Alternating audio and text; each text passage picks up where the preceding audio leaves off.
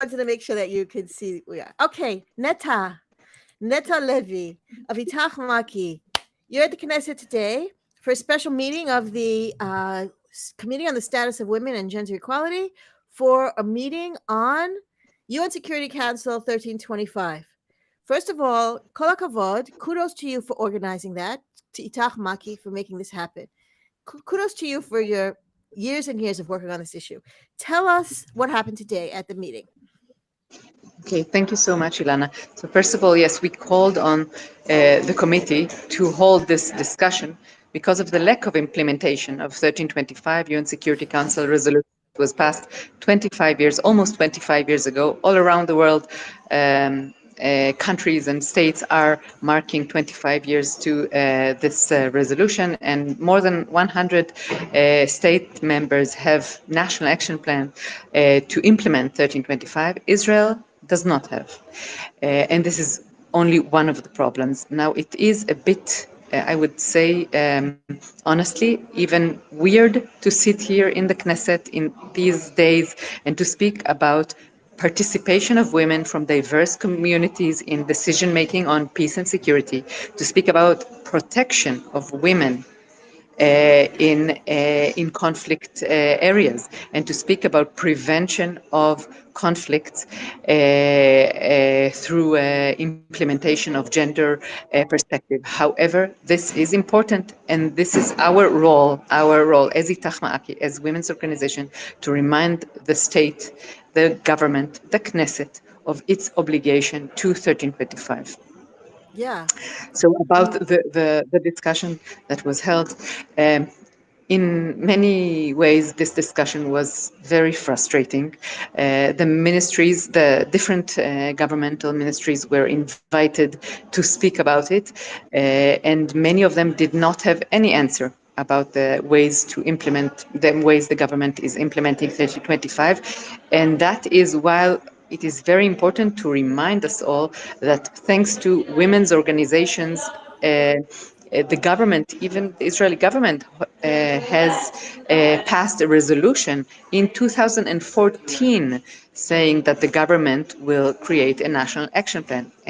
And despite all that, Israel and the government, the different government ministries, did not have almost any answers about the implementation.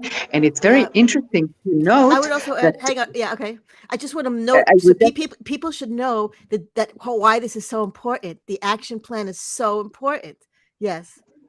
Yeah, yes, I would add just one Yeah. interesting thing, that the representative of one of the ministries, of the Ministry of Law, said that this is that 1325 is a tool. Is a tool. This is something that is a guide, and that Israel has to report every year about the way it implements 1325. And it's a tool, as you said, one of the interesting and one of the important thing about 1325 is that it's a holistic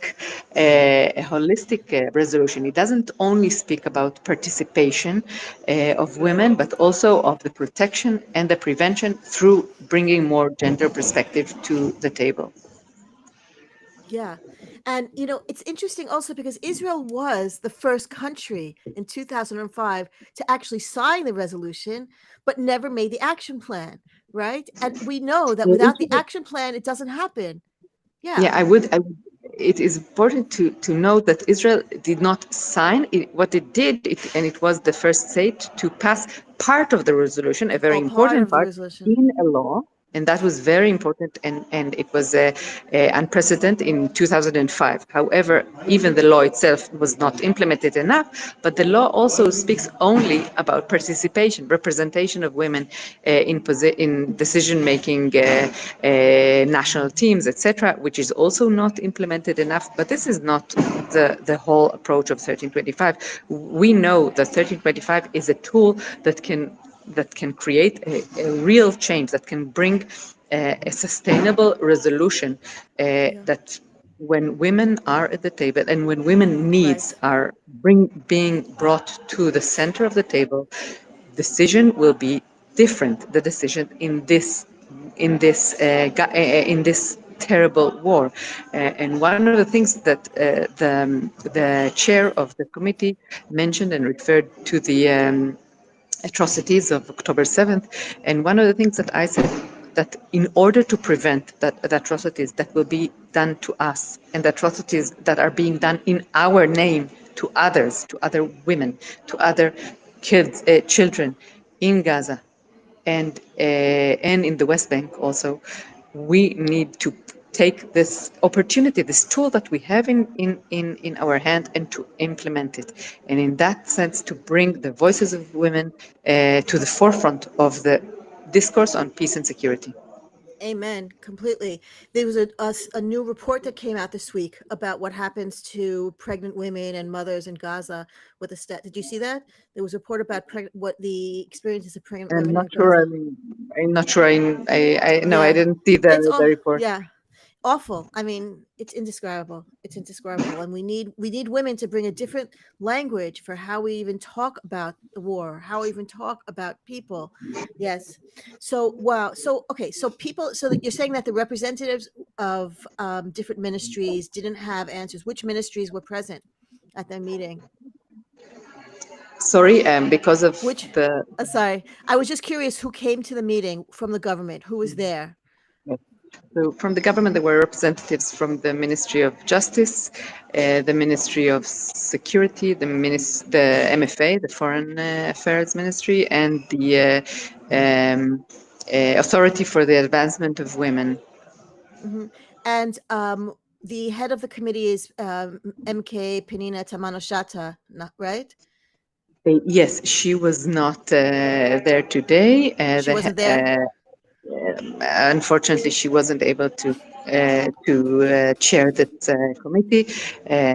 So Tali Sharon from her party also she chaired the meeting instead of her. And did you get any like positive reactions? Did you get any sense that somebody in the government cares and is thinking about or planning on taking this on? I do think that the issue of representation of women is something that is being considered, but I know that this is not enough. It's not enough, and we know that counting the heads of women around the table is not enough. We need to bring the needs of people. We need to bring Right. different lenses Right. that women bring from different terms, different fields of expertise. Not only women from with military background, also women with Exactly. other expertise that can bring and have different ideas and have initiatives. And one of the things that we brought to the discussion is the issue of bringing the testimonies of women who are, of course, very Right. much influenced by Right. the ongoing violence, but Yeah. also have initiatives, have resilience, and have ideas to how to not only ideas, most of them cope with this Lived situation in experiences. Yeah. yes, but also can bring them to decision making Yes. position. I actually would want to give a shout out to Itach Maaki. You have a project about collecting testimonies right now, right? An amazing, really, really important project. Still looking for volunteers for helping out with translations and editing and things like that, because I'd happy to give you a shout out here. Amazing project, collecting women's Thank voices, you correct, so much. collecting evidence of women's lives and what they experiences and expertise and Yeah. all of that. Super important. And also, we always talk about it on Forum 1325. One of the conversations we have all the time, we talk about it's not just about, like you said, counting the heads of women, but it's about women with certain value systems. It's women who are carrying the lives of women with them, who are talking about values like empathy, compassion, humanity, diversity, inclusion, democracy, right? Independence, autonomy, justice, freedom. Women who carry these values with them. It's not enough to just say women, because as we know, actually, from this horrible government, I'm sorry to say, that you can have women around the table who are still just mimicking the same things that the men who are leading the war are saying. So we need women who are coming with different perspectives and a particular value system. I would add to that maybe 2 points. One is that one of the ways to lead to that is to bring women from diverse groups, and also enough women, not only one or two women around the table, but half of the people around the table will be women and women from diverse groups. I don't know if you can hear me because there's some noise around. I But hear the you. other thing Yes. to do is to talk, just to mention that the testimonial project that we're working on, first of all, we have a database with testimonies that we already published of women who are suffering some, for example, we are about to publish a position paper and the testimonies of women from the Bedouin community in the Negev that were Oh, very much affected, of course, during the war, but not only affected but also acted, also showed their resilience and acted in order to lead, to be the leaders of their communities.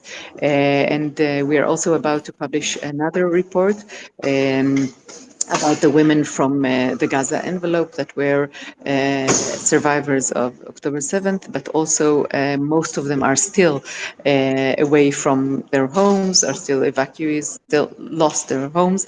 And these are just two of the, the kind of zoom in yeah. collections that we're doing in order to not only to look at the women and as the victims, which they are, that they are the primary victims of these wars these days, and wars in plural, but also they are the ones that have ideas and initiatives to get us out of this situation.